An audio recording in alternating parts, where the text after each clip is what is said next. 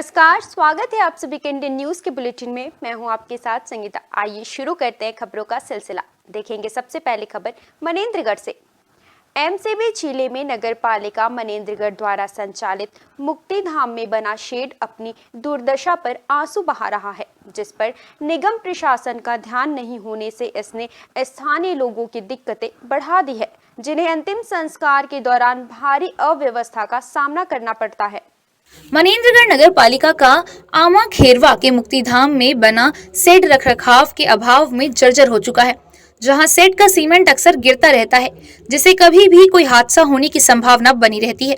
पूर्व नगर पालिका अध्यक्ष ने इसे नगर पालिका अधिकारी की घोर लापरवाही बताई है। उन्होंने कहा कि नगर पालिका को जल्द ही नया शेड बनवाना चाहिए, लेकिन नगर पालिका के अधिकारियों का ध्यान नाली और सड़क पर ही है। मैं भी पिछले बार भी कुछ दिन पहले गया था, मिट्टी में काफ़ी चर्चित थी मुक्ति धाम। आम जनता का कहना ये था कि जो शेड बना काफ़ी पुराना हो चुका है और जर्जर अवस्था में आ चुका है। वहाँ का जो गिर रहा था, मतलब सीमेंट गिर रहा था नीचे और रात दिखने लगा है। तो मेरा मानना है कि नगर पालिका का ये भाई संस्था में जुड़ा हुआ है मुक्ति धाम हमारा, ये नगर पालिका को इस पर ध्यान देना चाहिए। अब मुक्ति धाम ऐसी जगह है कि कभी कभार लोग जाते हैं और इस शहर बहुत बड़ा शहर है, आए दिन कभी होते रहता है और क्या गरीब क्या अमीर सब जाते थे मुक्ति धाम में। तो हम लोग देखे शेड काफ़ी जर्जर हो चुका है और इसमें नगर पालिका का ध्यान बिल्कुल नहीं है। इनका ध्यान जो नाली बना है और जो रोड बने उसको रोड बनाओ, नाली बना हो तो तोड़ के नाली बनाओ, इसमें ज़्यादा ध्यान है।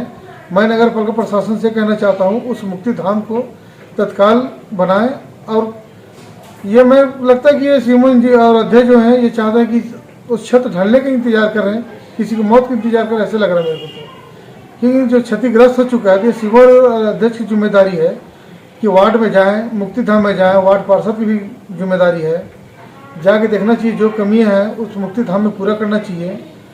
और जो काम नहीं होना चाहिए काम हो रहा है, जो जरूरी काम वो काम नहीं हो पा रहा और मुक्ति धाम काफ़ी जर्जर हो चुका है।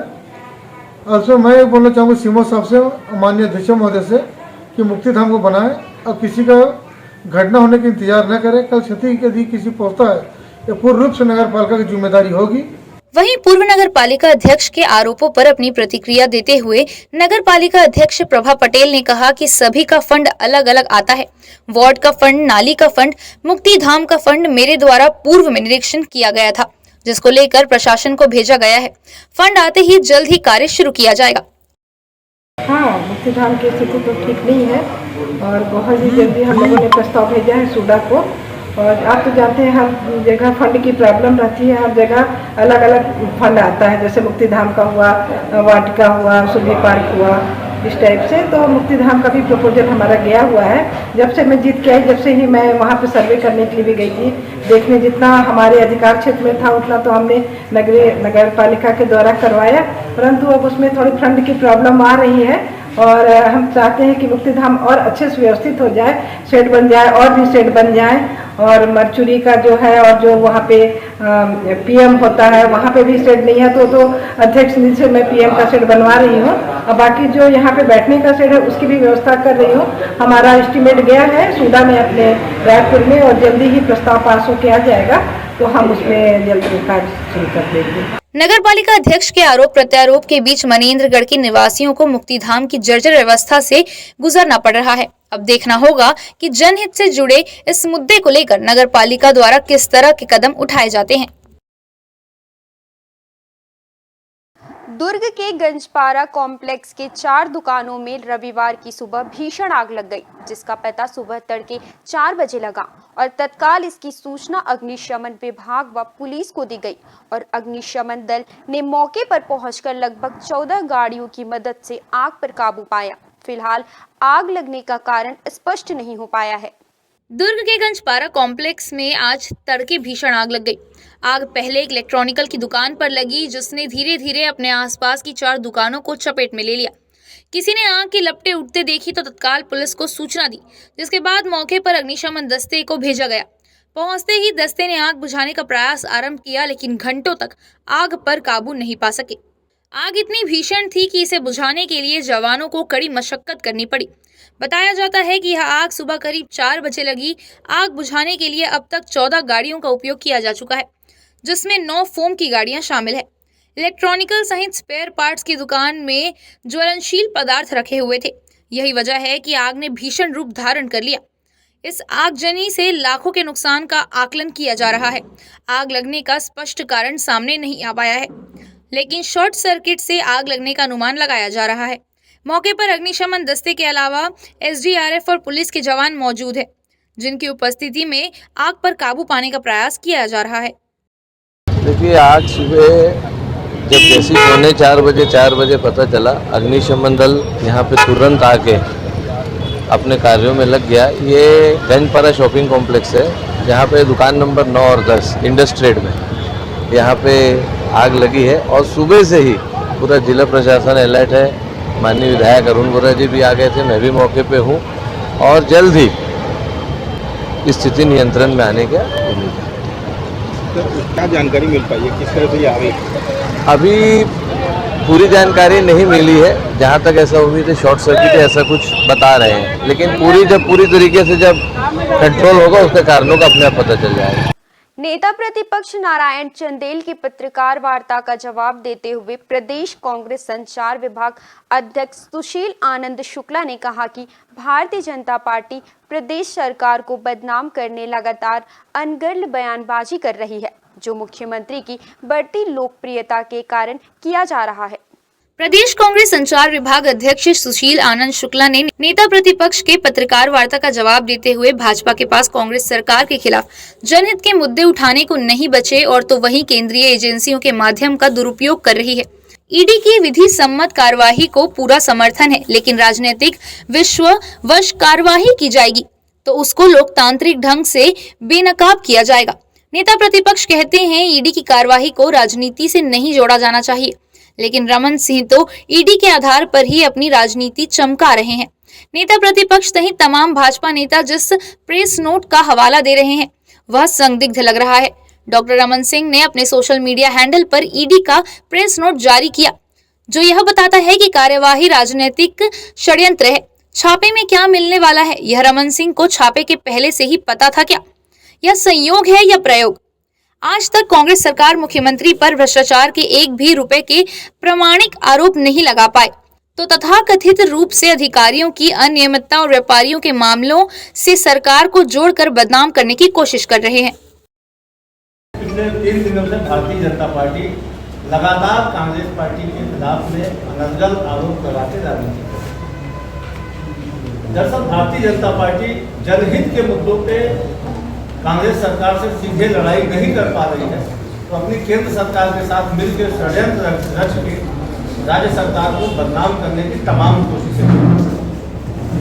आज नेता प्रतिपक्ष ने आप सबसे पत्रकार वार्ता में कहा कि ईडी की कार्रवाई पे राजनीति नहीं की जाती, लेकिन साथियों कल रात को जिस प्रकार से रमन सिंह के सोशल हैंडल से ईडी का प्रेस नोट जारी हुआ, आज दिनांक तक ईडी के द्वारा अधिकृत रूप से कोई भी प्रेस नोट नहीं जारी किया गया है।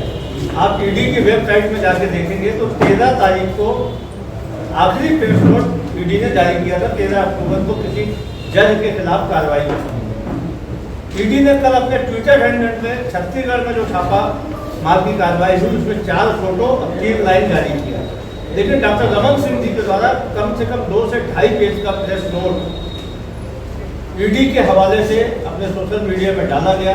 सारे अखबारों ने छापा। एक अखबार ने तो यहाँ तक छापा है, दैनिक नवभारत ने, कि रात को 1 बजे तक ईडी का कोई भी अधिकृत प्रेस नोट नहीं प्राप्त हुआ है। डॉक्टर रमन सिंह जी के सोशल मीडिया से ईडी का प्रेस नोट मिला है। तो जब आज दिनांक तक 15 अक्टूबर अभी समय हो रहा है 2:58, 3 बजे तक ईडी के द्वारा कोई भी प्रेस नोट अपने वेबसाइट में नहीं डाला गया, कोई भी प्रेस नोट अपने ट्विटर हैंडल पर नहीं डाला गया विस्तृत, जैसा कि रमन सिंह जी के द्वारा प्रेस नोट जो विस्तृत किया गया है उसमें जो दावा किया गया है। यहाँ तक कि किसी भी मीडिया हाउस को ईडी के द्वारा अपना प्रेस नोट मेल भी नहीं किया गया है।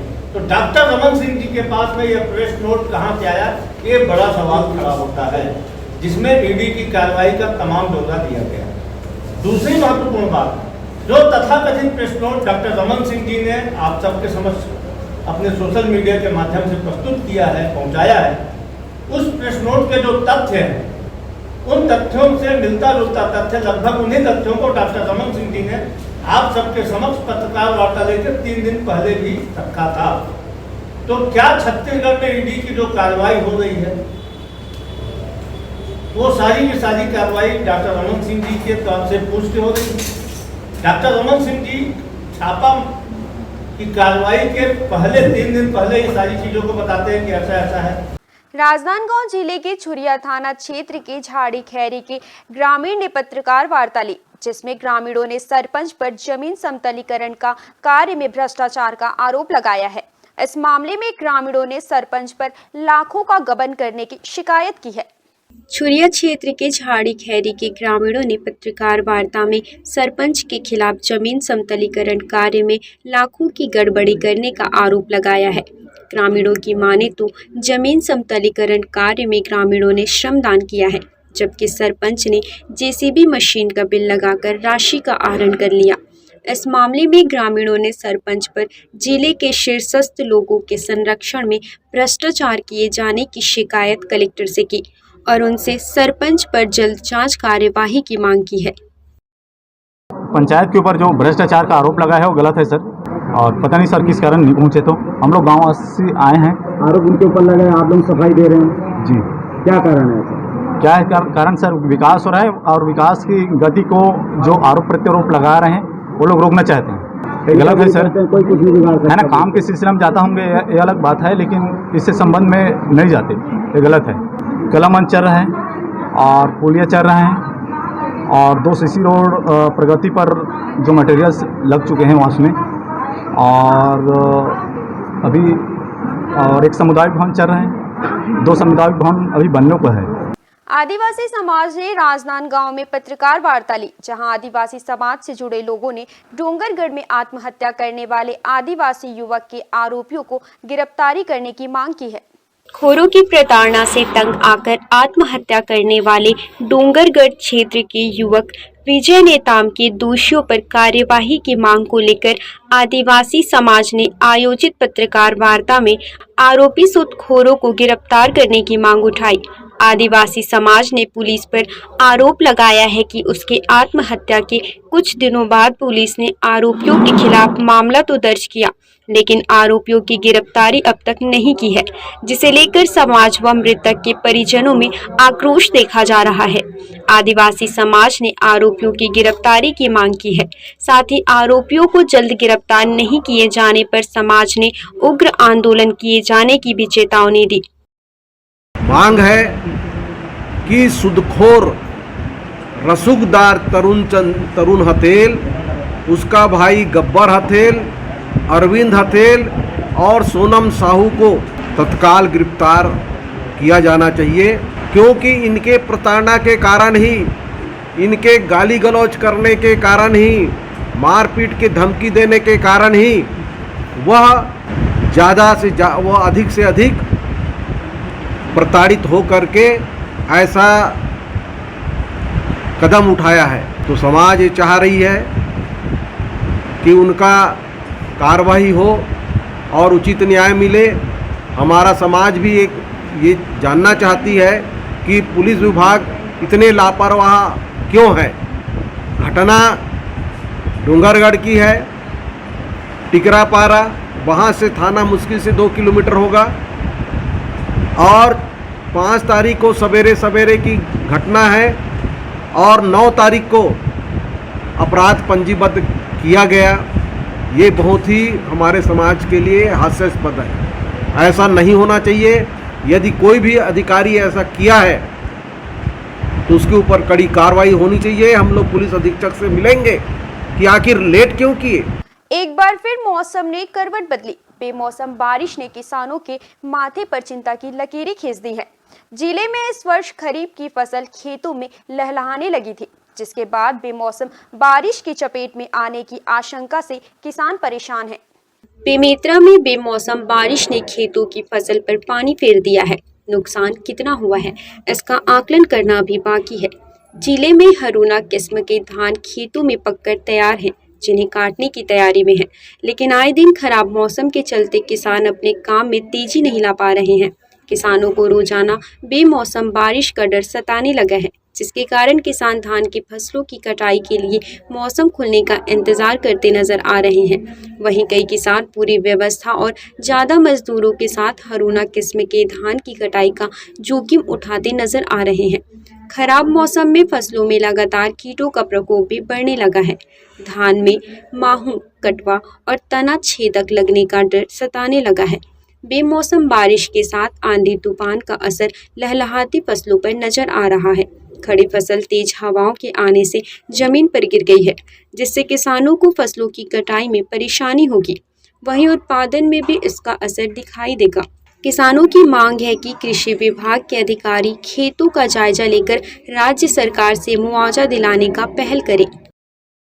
राजनांदगांव एकल अभियान अभ्युदय यूथ क्लब के 2 दिवसीय संभाग स्तरीय खेलकूद प्रतियोगिता में भाग लेने के लिए सैकड़ों बच्चे राजनांदगांव पहुंचे, जिनका व्यापारिक, सामाजिक व राजनीतिक संगठनों सहित जनप्रतिनिधियों व बच्चों ने पुष्प वर्षा कर स्वागत किया।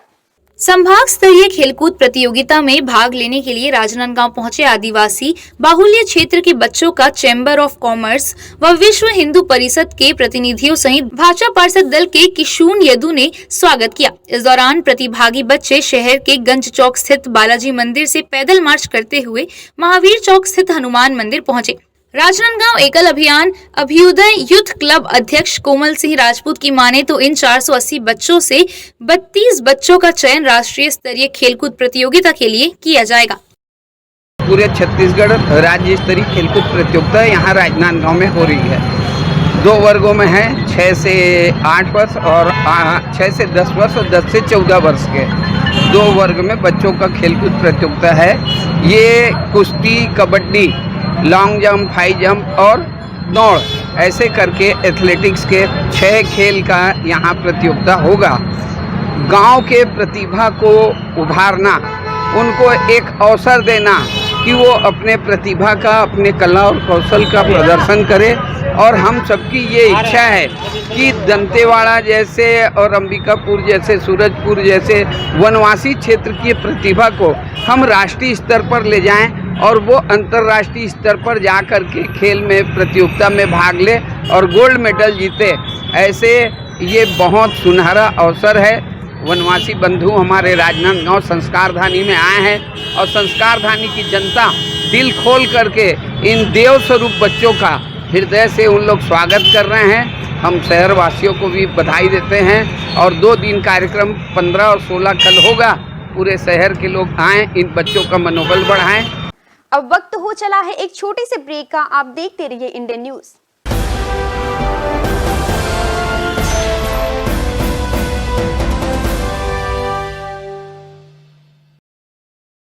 भिलाई के प्रमुख स्थल पावर हाउस में स्थित होटल शिव प्रभा इन एवं town king the family restaurant नवीन साज सज्जा एवं आधुनिक सुविधाओं से लैस। हमारी विशेषताएं: economic suite, executive suite, premium suite and presidential suite. Town king the family restaurant, लाजवाब स्वाद से भरपूर नाश्ते एवं भोजन की उत्तम व्यवस्था। Banquet hall, party hall, conference hall, free Wi-Fi internet, new elevator, travel assistance, safe deposit vault and godown, special tariff plan for corporate, marriage and other functions. Online booking facilities available. Sweet home away from home. Power House railway station व bus stand से मात्र 500 metre पर स्थित hotel Shiv Prabha inn and town king the family restaurant, 46 C market, Apna Kesari laws के बाजू में। Power house Bhilai. Contact 9892515251 और 8966981590।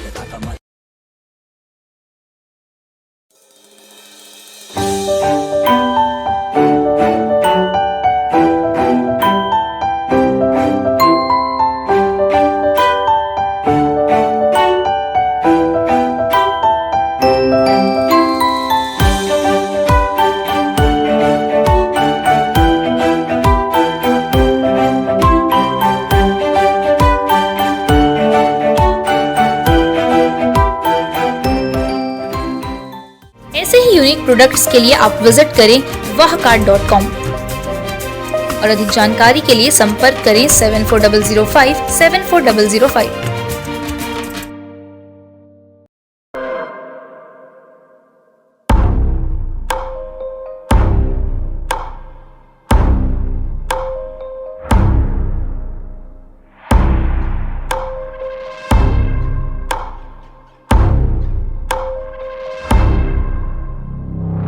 प्रशिक्षण जो रोजगार दिलाए। Computer hardware, mobile servicing course, electronical course, electronics course, refrigeration, air conditioning course, छात्रावास की सुविधा। Indu technical institute, T market power house, जिला दुर्ग, छत्तीसगढ़। Mobile number 9827194279 74156 74157। ये है इंदु ब्रॉडकास्टिंग प्राइवेट लिमिटेड और आप देख रहे हैं इंडियन न्यूज, हर पल, हर क्षण, हर सच।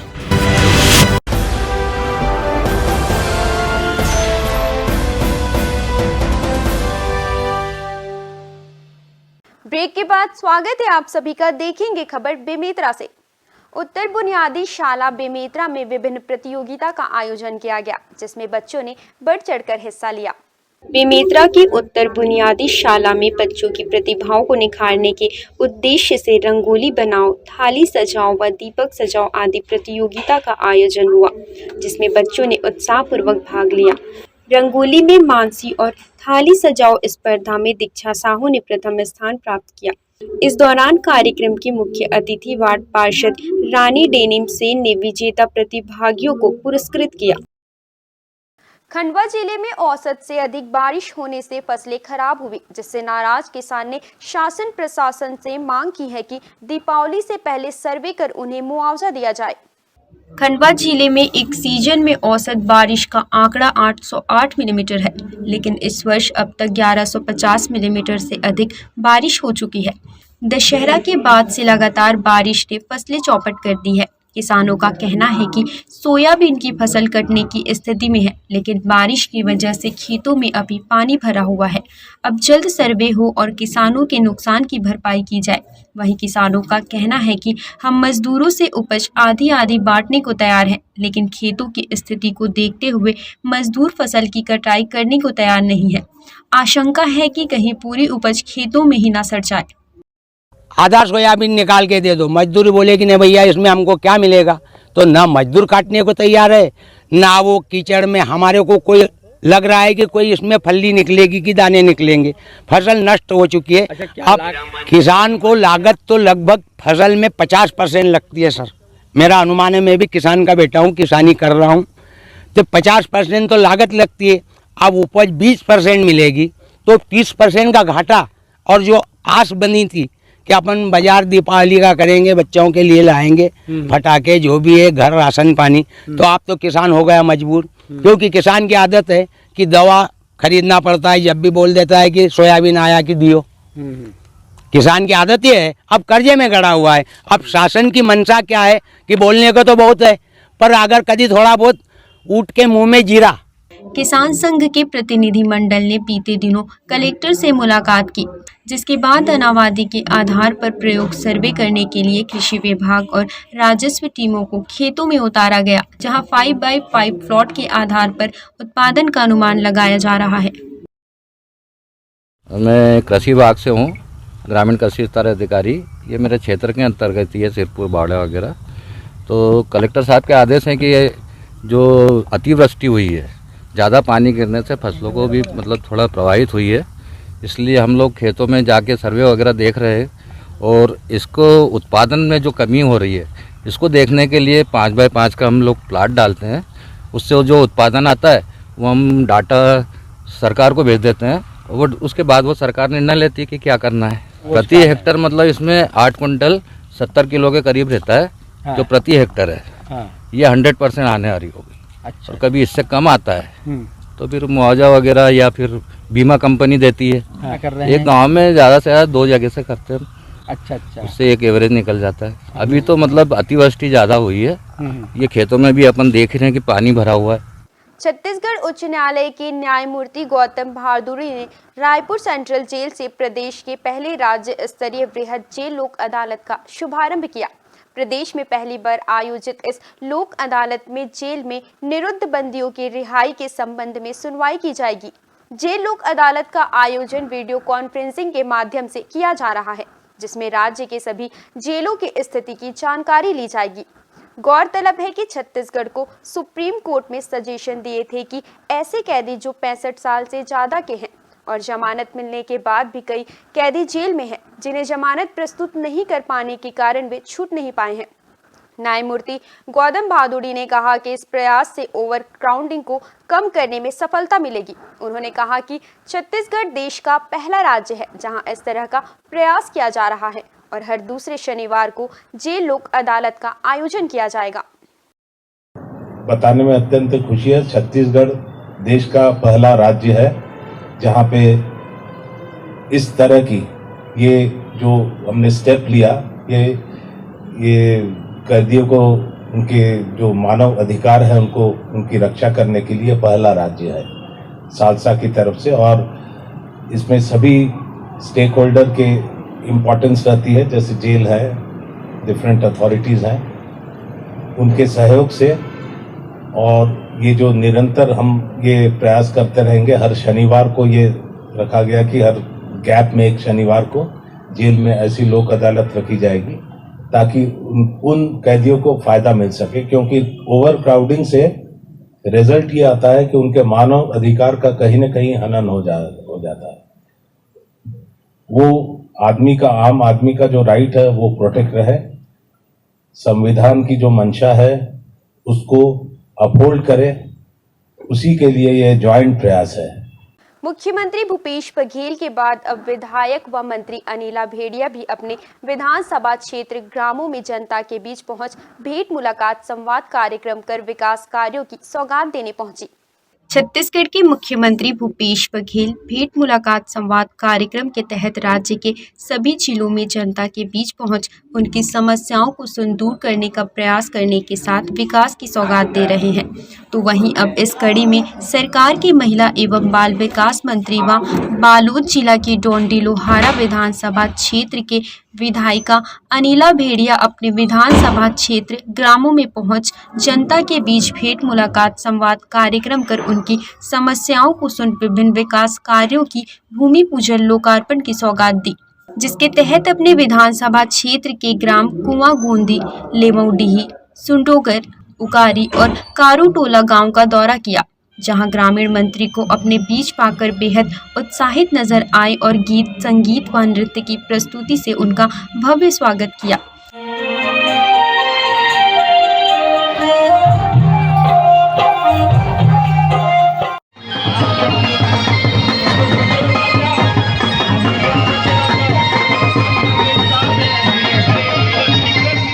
वहीं इस दौरान मंत्री ग्रामीण महिलाओं के साथ सुआ नृत्य कर जमकर थिरकती नजर आई।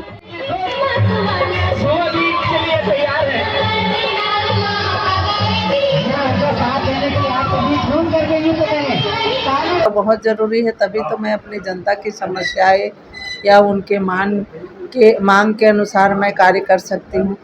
और ये भी है कि हमारे आदरणीय मुख्यमंत्री जी बहुत अच्छा छत्तीसगढ़ के विकास के लिए, छत्तीसगढ़ के लोगों के तक योजनाएं पहुँचे, उनकी अर्थव्यवस्था सुधरे, उनकी आर्थिक स्थिति मतलब सुधरे, इसलिए उनसे जुड़े हुए चीज़ों के लिए ज़्यादा प्रयास कर रहे हैं। जैसे कि मैं आज वन क्षेत्र के दौरा में हूँ और ऐसे 62 चीज़ों की जो वन से उत्पाद चीज़ों की सरकारी दर पे खरीदी कर रहे हैं। फॉरेस्ट इनकी एजेंसी है, फॉरेस्ट विभाग, और समूहों के माध्यम से, सोसाइटियों के माध्यम से खरीदा जा रहा है।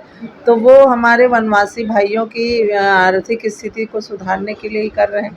जैसे हमारे किसान भाई लोगों के लिए अभी कई बार बोलते थे कि जनता हमारे किसान भाइयों को जो बोनस देते हैं इकट्ठा एक साथ देना चाहिए था, अलग अलग देते हैं, पर आज अलग अलग देने से उनको फ़ायदा तो हो रहा है।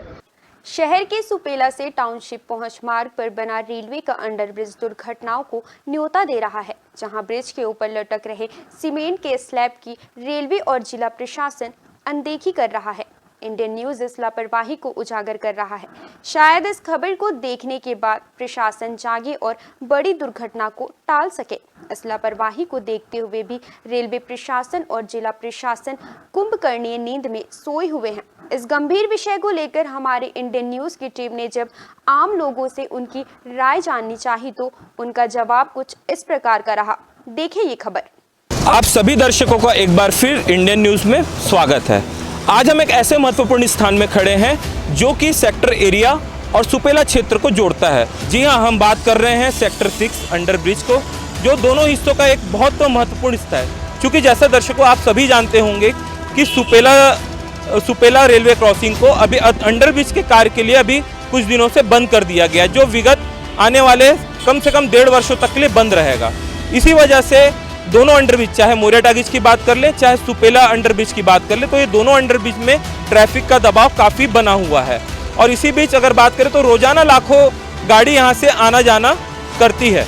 और इसी बीच एक रेलवे प्रशासन की बात करें या जिला प्रशासन की बात करें, यहाँ पे एक बहुत बड़ी लापरवाही उभर कर आ रही है। जी हाँ, हम बात कर रहे हैं एक रेलवे के स्लैब की, जो कि अंडरब्रिज के ऊपर लगा हुआ है। जी हाँ, मैं आपको दिखाना चाहूँगा कि जो स्लैब है, जो पिल्लर रखे हुए हैं अंडरब्रिज के ऊपर, चूँकि रोजाना अंडरब्रिज के ऊपर से ट्रेनों का आवाजाही लगातार बना रहता है, जिसके कंपन से ही वह नीचे किसी भी व्यक्ति के ऊपर या किसी के ऊपर भी गिर सकता है, जो आने वाले दिनों में एक बड़ी दुर्घटना हो सकती है।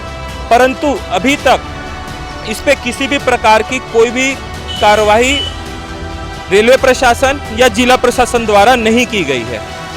अब चूंकि अगर आगे दिनों की बात करें तो आगामी दिनों में अगर इतनी बड़ी दुर्घटना अगर घटती है तो इसका जवाबदार कौन होगा, इसका जिम्मेदार कौन रहेगा। और लोगों की इस बारे में राय को जानेंगे। सर, वहाँ पे स्लैब गिरता हुआ नजर आ रहा है, इसे आप इस लापरवाही को किस दृष्टिकोण से देखते हैं सर? भैया, घटना हो जाने के बाद कोई मर जाएगा तो उससे ज़्यादा कोई झेल नहीं पाएगा, फिर नेतागिरी चालू हो जाएगी। इससे पहले मैं सरकार से और भूपेश बघेल से गुजारिश करना चाहता हूँ, आम आदमी की सब सुरक्षा करके, और जैसे ये गिर रहा है इसको सबसे पहले ध्यान दिया जाए। ये तो आम जनता के लिए प्रशासन की बहुत बड़ी कमजोरी है। कभी भी बहुत बड़ा हादसा हो जाता है, क्योंकि यहाँ पर जब भी कोई हादसा हो जाता है उसके बाद ही सरकार जागती है और रेलवे जागती है। अभी इसके ऊपर त्वरित कार्रवाई होनी चाहिए। यदि नहीं होगा तो इसके लिए फिर पब्लिक आंदोलन करेगी, तब कार्रवाई होगी। रेलवे के पास एक विभाग होता है मॉनिटरिंग का, उस मॉनिटरिंग विभाग को सक्रिय किया जाना चाहिए और देखा जाना चाहिए कि कहीं टूट-फूट तो नहीं, कहीं कोई दुर्घटना तो नहीं हो रही है, इस बात का ध्यान रखा जाना चाहिए। आपको हम बेहद बारीकी से, बेहद करीब से इस लापरवाही के आपको हम वीडियो में आपको दिखाते हैं कि किस प्रकार की लापरवाही बरती गई है, क्या वो किया गया है। जैसा कि आप पीछे देख सकते हैं मेरे कि स्लैब एकदम नीचे की तह तक आने को तैयार है। अगर थोड़ा भी कुछ दिन अगर हम रुके तो वह स्लैब कभी भी किसी के ऊपर गिरकर दुर्घटनाग्रस्त किसी को भी चोटिल और गंभीर अवस्था में कर सकता है। अगर हम बात करें तो इस दुर्घटना की जवाबदारी किसकी होगी? क्या जिला प्रशासन इसको लेकर अपनी जवाबदारी देगा या फिर रेलवे प्रशासन इस गंभीर लापरवाही को लेकर अपनी जवाबदारी पेश करेगा? आखिर किसी के ऊपर भी अगर ये दुर्घटनाग्रस्त किसी भी प्रकार से होता है तो जान और माल का दोनों का खतरा बना हुआ रह सकता है। भिलाई से कैमरामैन सनी के साथ रवि कुमार सोनकर की ये विशेष रिपोर्ट। गरियाबंद जिले के जेंजरा थाना क्षेत्र में एक युवक हाई वोल्टेज विद्युत करंट की चपेट में आने से बुरी तरह झुलस गया। घटना के बाद परिजनों ने झुलसे युवक को तुरंत जिला अस्पताल में भर्ती कराया। जेंजरा थाना क्षेत्र के पांडुका में रस्सी से बनी सीढ़ी से छत के पास पुताई कर रहा युवक हाई वोल्टेज की चपेट में आ गया, जहां युवक बुरी तरह से झुलस गया। परिजनों ने पड़ोसियों की मदद से युवक को तुरंत जिला हॉस्पिटल पहुंचाया, जहां उसका उपचार चल रहा है। फिलहाल इस घटना में भर्ती युवक की हालत गंभीर बताई जा रही है। एक ऐसा आश्चर्य इंडियन न्यूज आपको दिखाने जा रहा है जिसे देख आप सभी एक बार जरूर आश्चर्यचकित हो जाएंगे। एक आम इंसान ने अपनी मोहब्बत से जंगली पक्षियों को अपना बना लिया है और हर दिन उनके बुलावे पर 400 से 500 पक्षी उनके घर पहुंचते हैं और वे उन्हें भोजन कराते हैं। आइए देखते हैं इंडियन न्यूज की स्पेशल रिपोर्ट। प्यार और करुणा से हर किसी को जीता जा सकता है। इसका एक उदाहरण छत्तीसगढ़ के दुर्ग शहर में आपको देखने को मिलेगा, जहां एक शख्स ने हजारों बेजुबानों को मैत्री और करुणा से अपना बना लिया है।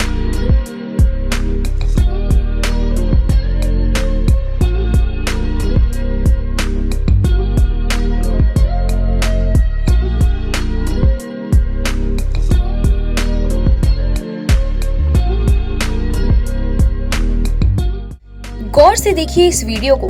देखकर आपको आश्चर्य ही हुआ होगा कि इस शख्स के पास इतने सारे जंगली चील कहां से आए, जो इनके एक बुलावे पर रोजाना इनके निवास पहुंचते हैं और अपना भोजन कर वापस चले जाते हैं, जिनकी संख्या एक नहीं बल्कि लगभग 400 से 500 है, जो इनके हाथों से भोजन ग्रहण करते हैं।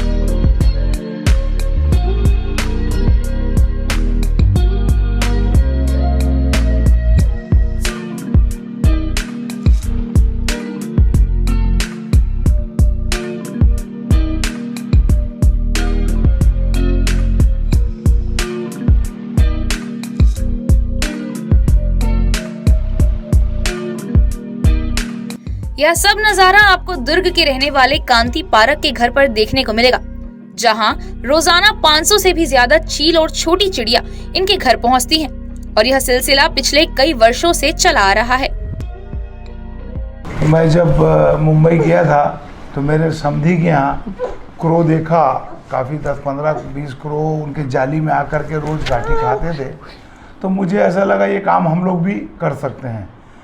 और मैं दुर्ग आने के बाद ज़रूर 2, 4, 5 दिन डाला। नर्वस हुआ क्योंकि डालने के बाद कौवे चील वगैरह आए नहीं, लेकिन 4-6 दिन के बाद जब उनको आदत सी लगी, देखने को मिला, तो वो रोज़ आना चालू कर दिया और प्रतिदिन आते थे। इस प्रकार आज लगभग 400 से 500 चील डेली प्रतिदिन घर पे आते हैं और मैं उनके साथ आधा घंटा समय बिताता हूं और मुझे बहुत अच्छा लगता है। पेशे से व्यापारी और धार्मिक प्रवृत्ति के कांति पारक को बेजुबान पक्षियों और जानवरों से इतना प्यार है कि इनके लिए, इनके भोजन और दवाइयों के साथ इनके संरक्षक के लिए भी लगातार कार्य कर रहे हैं। सुबेरे सारे पक्षियों के साथ आधा घंटा बिता के उनको दाना वगैरह खिला के फिर घर पे गायें रहती है, उन गायों के साथ भी मुझे आधा घंटा लगता है और उन सब गायों को रोटी, ब्रेड, गुड़ ये सब खिला करके देन कई बार ऐसा होता है कि कई जगह एक्सीडेंट हो गए, गाय फ़ोन आता है तो मैं तत्काल वहाँ पहुँच जाता हूँ और उसकी जो भी मदद होती है दवाई की या उसको डॉक्टर बुलाने की, तो वो सारी सेवाएं देने के बाद ही मैं वहाँ से हटता हूँ। अभी थोड़े दिन पहले घोड़ा नाली पे गिर गया था, जिसमें मैं जेसीबी बुलवा करके उसको बाहर निकलवाया और वो घोड़ा जो है रात भर वहाँ था। उसके बाद जब हम निकाले तो वो इतना घबराया हुआ था, वो खड़े होने में भी असमर्थ था, लेकिन उसका फिर थोड़ा मालिश वगैरह कराए, खड़ा हुआ। और वो इसी प्रकार एक दिन एक बंदर यहाँ करंट से गिर गया था नीचे, उस बंदर को भी हम लोगों ने उठा करके गौशाला भेजा, उसका इलाज करवाया।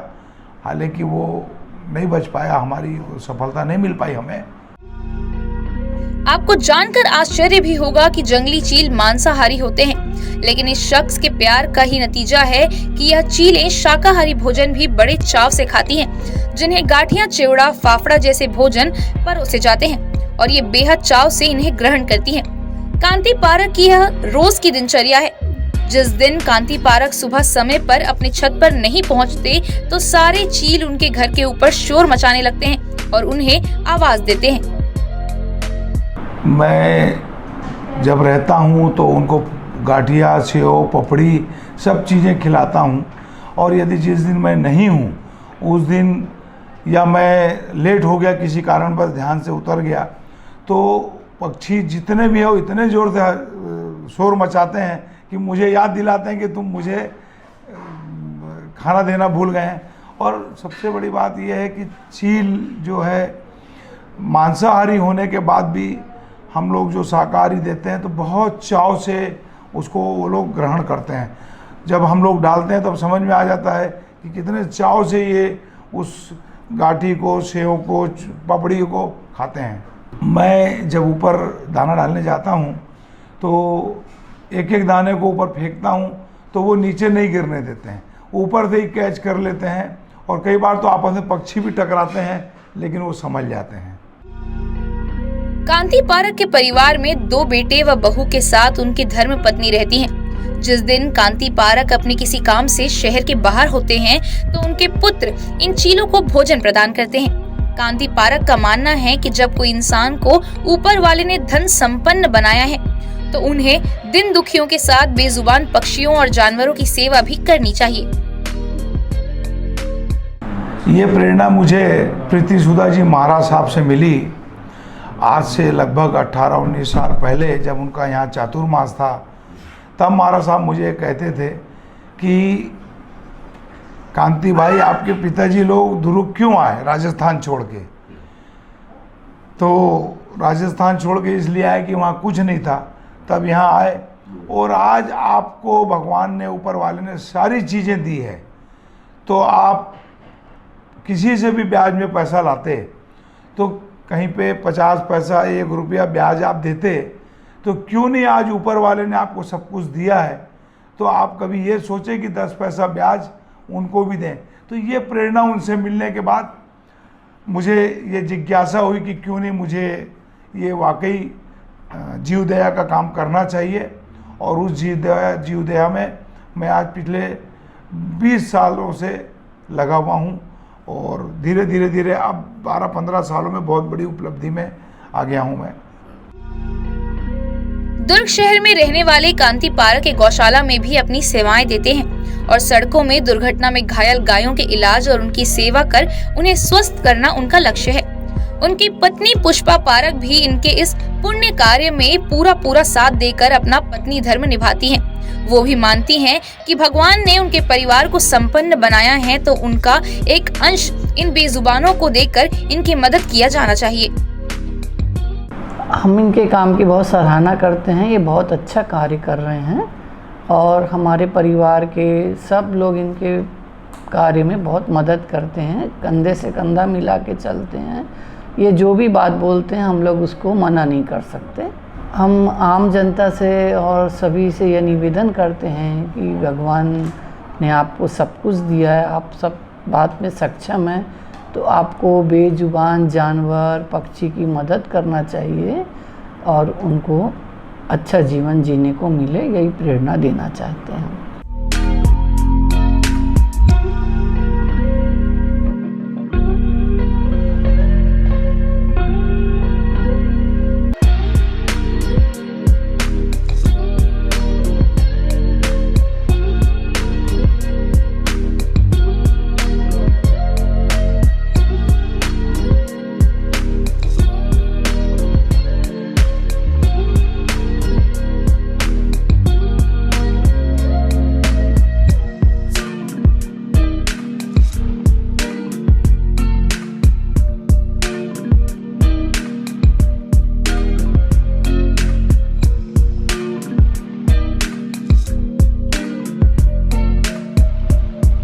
हमारे धर्म ग्रंथों में एक बात साफ तौर पर लिखी है कि कर्म अच्छे होने चाहिए।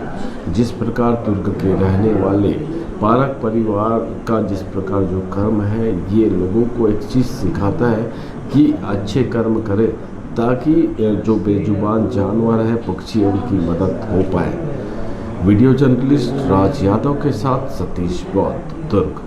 इंडियन न्यूज के बुलेटिन में फिलहाल इतना ही। अब हमें दीजिए इजाजत। नमस्कार।